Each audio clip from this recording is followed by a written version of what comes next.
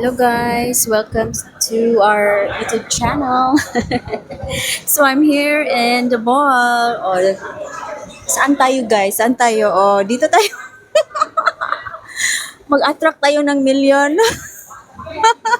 Sana manalo tayo. Anyway, kung manalo tayo, magpa-giveaway ako. Di ba? Sana manalo tayo, no? Anyway.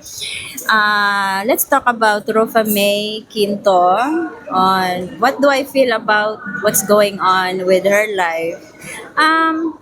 For me, yung sa nangyari sa kanya, very instant, no? Yung death ng kanyang spouse, no? Yung kanyang husband. Sad naman 'di ba nangyari kasi they're still patching up. Magkaayos naman sila no, pero yung they are going to the stage na magdi-date sila ulit. Yung ganun yung pa-cute moments ba tapos nabigla lang nawala no. Yun siguro yung yung nasayang, hindi naman sila nasayang. Okay, ilang years din naman sila kasal, no? 'Di ba? At least na-prove nila sa isa't isa na love nila ang isa't isa. So it's the most important thing. Lalo na nawala siya na alam nila na love nila ang isa't isa, no? Hindi lang nabigyan ng moment no na magka-bond ng mas longer kasi nga 'di ba nagka-gulo last year tapos nagbalik naman di masaya 'di ba? So and about the people talking about her on the finances, if she withdraw the money from the benefits of the husband, bakit niya pakialaman yun? Sa kanya naman yan. 'Di ba? Whereas na lang may prenup agreement, parang wala yatang prenup agreement di sa kanya, 'di ba? Huwag kayong masama talaga yung ugali ng mga Pilipino. Yung bigyan nyo agad ng meaning. Huwag kayong magbigay ng meaning, 'di ba? Hindi magulo yung utak nyo. Kaya magulong yung utak nyo kasi lagi kayo nag-put up ng mga meanings to every situation. Ako wala talaga. Para lang talaga ako ng skeleton. Tumitingin lang ko sa mga tao. Tapos nagkagulo sila. Bakit sila nagkagulo? Diba? Parang tanga. Better pa yung parang mas tanga kasi nga peaceful ang pag-iisip, no? Iba naman yung tanga at saka may mental issue. Hindi naman sa may mental issue ang tao, no? Hindi. Meron lang talaga silang hinahanap na hindi nila mahanap, okay? So, wag kayong magbigay ng judgment sa mga tao na naghahanap sa kanilang sarili. Kasi, kung hindi nyo man alam talaga, mangyayari din sa inyo yan. Hopefully, hindi sana sa deathbed. Sana malalaman nyo before, tapos ma-enjoy nyo talaga ang buhay. Kung ano talaga ang buhay, ng real meaning ng buhay. Diba? So for me, about Rufa, wala namang issue parang for me, for Rufa. It's very normal sa States. Kasi California sila, no? From San Francisco. Previously, nasa Santa Clara kami, San Jose area, no? Yung mga Google, Apple. Nandun ako guys sa technology area or sa high-tech companies. Doon ako nakatira dati. So, 50-50 ang 50 ang 50 yung benefits from the spouse and then sa anak. Okay, so wag kayong guys, hindi, spouse lang yata eh. Parang spouse yata. Ibigay lahat sa spouse. Ewan ko, naguguluhan ako. Teka, sandali. Naguguluhan ako. Kasi namatay yung namatay yung yung mother-in-law ko. Tapos, buhay pa yung husband or yung father-in-law ko. Sa kanya naman, kaya sa spouse talaga, spouse.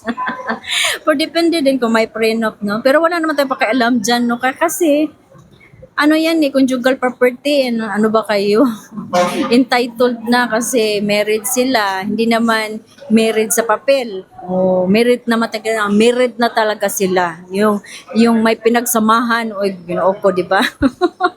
Huwag nga kayong mag-put up ng meaning talaga. Uy, ano ba yan?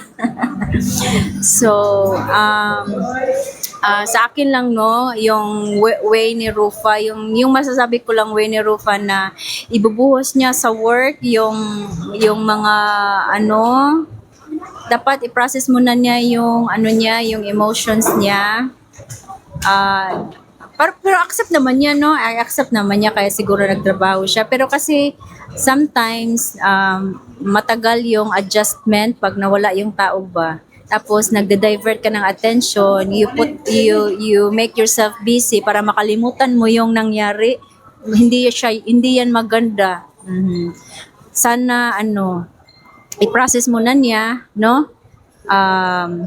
Sinabi naman niya na umiyak na siya ng umiyak. Okay, so tapos wag lang sana niya i-divert sa work na makalimutan niya yung husband niya, no? Hindi kasi hindi mo talaga makakalimutan, guys. Hindi mo talaga siya makakalimutan. Kasi nangyari sa akin, no, yung mama ko. Nagkaaway kami ng mama ko. Pero alam niyo, na-process ko, matagal ko siyang na-process talaga. Yung binivisit ako ng mama ko, ghost siya sa vision ko, inaaway ko, guys. Hindi ako takot sa ghost. Inaaway ko talaga yung mama ko, guys, until this year lang yata. This year ko lang yata na-accept yung mama ko na, ay hala mama, sorry ha. Na nalaman ko na, ay pangit pa lang mag-keep ng hate sa spirit ba. Tapos nun, guys, after ko ma-accept yung nangyari sa mama ko, bakit niya ginawa sa akin, ano bang dahilan kung bakit niya ginawa yun, may dahilan pala. Kasi basta hindi ko na lang sasabihin bakit, anong dahilan. Nalalaman ko na rin din, you know. Kasi ako, guys, spiritual ba? Nalalaman ko bakit, ano yung purpose, bakit niya ginawa sa akin, ay may dahilan pala. Sila ng papa at mama ko. Yung papa ko, close ako sa papa ko. Both are dead na, guys, ha. Wala na akong parents. Tapos mga mahal ko sa buhay talaga yung mga close ko, mostly patay na silang lahat. So, lonely ba? Yung mga mahal ko sa buhay, nawala talaga lahat. You know? Yung very close ko, nawala talaga silang lahat. Kaya, sa akin, lesson na lang din, no? Sa life na enjoy ko na lang a moment. Kasi ako na lang nandito, yung mga mahal ko sa buhay, wala naman. So, may natira naman, of course, yung my little family. So, yun na, I will make the most of it. I-enjoy ko silang lahat. You know, 3 lang naman kami. Okay, so, ganun lang. Process muna kung sino man yung mga mahal sa buhay, ang bahal nyo sa buhay na nawala, i-process nyo, guys. Pero alam ko naman na mahirap siyang i-process kasi nangyari din sa akin. 2 years ko din siyang kinikim-kim, no? Galit na galit ako sa mama ko. Galit-galit talaga ako kasi nung nagulo yung family namin ba, you know? Pero ko naman, na-realize ko rin, no? Sa katagalan, no? 2 years, no? Kaya hindi talaga maganda pag hindi mo siya na-process, no? So, advice ko lang sa kanya na sana kay Rufa na ma-process na niya yung nangyari. Pero alam ko naman din kung bakit siya nagda-divert ng attention kasi ganun din naman nangyari sa akin, no? Nag-divert talaga ako ng attention para makalimutan ko yung nangyari sa buhay ko. Ganun lang. That's it. And sana yung mga mahal niya sa buhay nga na nandyan, na nag-support sa kanya, give your full support to Rufa kasi she needs it emotionally. That's it.